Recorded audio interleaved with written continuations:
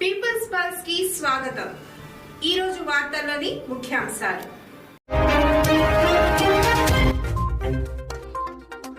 Germany ప్రతినిధి వ్యాఖ్యలపై Bharat fire.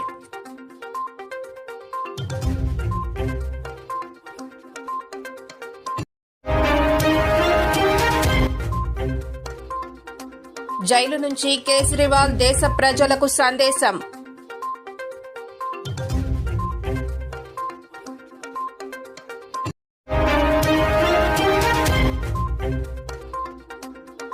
TS MLC కవిత ED custody 3 రోజులకు పొడిగింపు.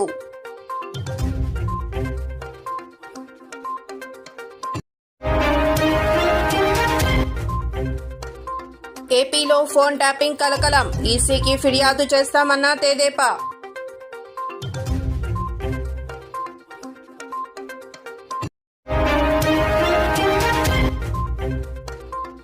ఏపీ డ్రగ్స్ క్యాపిటల్ ఆఫ్ ఇండియాగా మారింది, వైఎస్ఎస్ షర్మిల.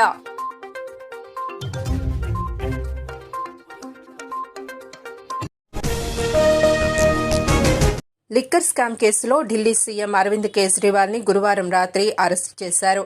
కేజ్రీవాల్ అరెస్టుపై భారత్లోని జర్మనీ విదేశాంగ శాఖ ప్రతినిధి తీవ్ర వ్యాఖ్యలు చేశారు.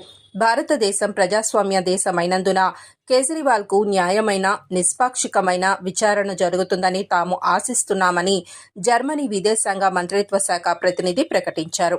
దీంతో భారత అంతర్గత విషయాల్లో జోక్యం చేసుకోవడం తగదని భారత విదేశాంగ మంత్రిత్వ శాఖ స్పష్టం చేసింది. భారతదేశం చట్టబద్ధమైన, బలమైన ప్రజాస్వామ్య దేశం. దేశంలో ప్రజాస్వామ్య ప్రపంచంలోని అన్ని చట్టపరమైన కేసుల్లో వలె తక్షణ కేసు విషయంలో కూడా చట్టం తనదైన విధానాన్ని తీసుకుంటుంది. పక్షపాత ధోరణి అవలంబిస్తుందనే అంచనాలు చాలా అసంబద్ధమైనవి అని భారత విదేశాంగ శాఖ ప్రకటించింది.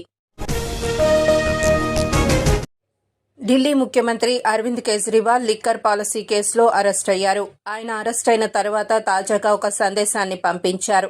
ఈ సందేశాన్ని ఆయన భార్య, మాజీ ఐఆర్ఎస్ అధికారి సునీత కేజ్రీవాల్ చదివి వినిపించారు.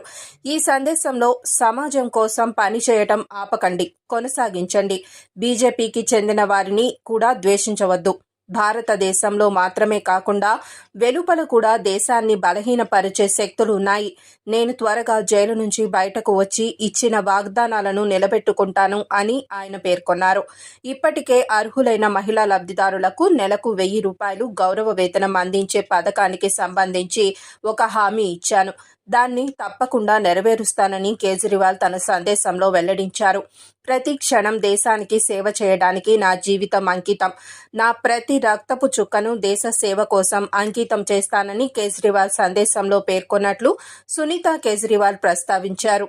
తాను పోరాటాల కోసమే పుట్టానని, భవిష్యత్తులో కూడా పెద్ద సవాళ్లను ఎదుర్కోవాల్సి వస్తుందని అన్నారు. ప్రపంచంలోనే అత్యంత బలమైన, గొప్ప దేశంగా భారత్ను తీర్చిదిద్దాలని కేజ్రీవాల్ పేర్కొన్నారు.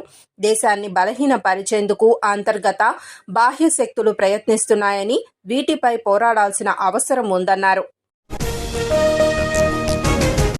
బీఆర్ఎస్ ఎమ్మెల్సీ కవిత ఈడీ కస్టడీని రౌస్ అవెన్యూ కోర్టు మరో 3 రోజులు పొడిగించింది. ఈడీ అధికారులు 5 రోజుల కస్టడీని కోరగా 3 రోజులకు కోర్టు అనుమతించింది. కోర్టులోకి వెళ్లే ముందు కవిత మీడియాతో మాట్లాడారు. తన అరెస్టు అక్రమమని, న్యాయ పోరాటం చేస్తానని అన్నారు. మరోవైపు సీబీఐ కోర్టులో బెయిల్ పిటిషన్ను కవిత తరపు న్యాయవాది దాఖలు చేశారు. వెంటనే ఈడీకి నోటీసులు ఇవ్వాలని కోరారు. లిక్కర్ కేసుకు సంబంధించి 7 రోజుల ఈడీ కస్టడీకి ముగియటంతో ఎమ్మెల్సీ కవితను అధికారులు రౌస్ అవెన్యూ కోర్టులో శనివారం ప్రవేశపెట్టారు. ఈ సందర్భంగా కవితను మరో 5 రోజుల కస్టడీకి ఇవ్వాలని ఈడీ కోరింది.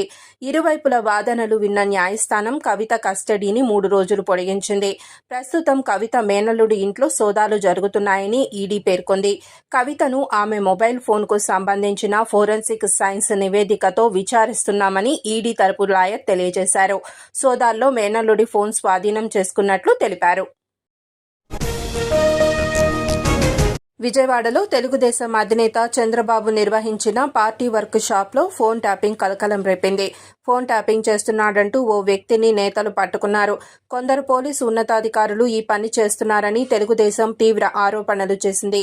కేసినేని చిన్ని ఫోన్ను ట్యాప్ చేస్తున్నట్లు నేతలు ఆధారాలు బయటపెట్టారు. చంద్రబాబు, పవన్ కళ్యాణ్, పురంధరేశ్వరి ఫోన్లను కూడా ట్యాప్ చేస్తున్నారని తెదేపా పొలిట్ బ్యూరో సభ్యుడు బొండా ఉమామహేశ్వరరావు ఆరోపించారు. ఐజీ పంపితేనే వచ్చానని పట్టుబడ్డ కానిస్టేబుల్ చెప్పాడన్నారు. కేసినేని చిన్ని కదలికలపై నిఘా పెట్టినట్లు తమకు తెలిసిందన్నారు. తమ ఫోన్ను ట్యాపింగ్ చేస్తున్న ఆధారాలు కానిస్టేబుల్ ఫోన్లో లభ్యమయ్యాయన్నారు. ఉన్నతాధికారి సీతారామాంజనేయులు నేతృత్వంలో ట్యాపింగ్ వ్యవహారం జరుగుతోందని మండిపడ్డారు. ఆంధ్రప్రదేశ్ ఒకప్పుడు దేశానికి అన్నం పెట్టే అన్నపూర్ణ, కానీ ఇప్పుడు డ్రగ్స్ క్యాపిటల్ ఆఫ్ ఇండియాగా మారిందని పీసీసీ అధ్యక్షురాలు షర్మిల ఆరోపించారు. దేశంలో ఎక్కడ డ్రగ్స్ దొరికినా వాటి మూలాలు ఏపీలోనే ఉంటున్నాయన్నారు. డ్రగ్స్ రవాణా, వినియోగంలో ఏపీకి నెంబర్ 1 ముద్ర వేశారు. విశాఖలో చిక్కిన డ్రగ్స్పై పరస్పరం నిందలు వేసుకుంటున్నారు. నిఘా వ్యవస్థకు తెలియకుండా వేల కోట్ల రూపాయల విలువైన డ్రగ్స్ ఎలా వస్తాయి? డ్రగ్స్ మాఫియాతో లింకులు లేకుంటే ఇది సాధ్యమయ్యే పనేనా?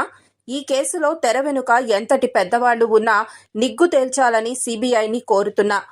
ఆసియాలోనే అతిపెద్ద డ్రగ్ డీల్గా పరిగణించే ఈ మాఫియా వెనుక ఎవరెవరున్నారో తేల్చేందుకు పారదర్శక విచారణ కోసం సిట్టింగ్ జడ్జితో కమిటీ వేయాలి అని కేంద్రాన్ని షర్మిల డిమాండ్ చేశారు. వార్తలు ఇంతటితో సమాప్తం. చూస్తూనే ఉండండి పీపుల్స్ పల్స్. సామాన్య ప్రజల గుండె సవ్వడి, ప్రజానాడి.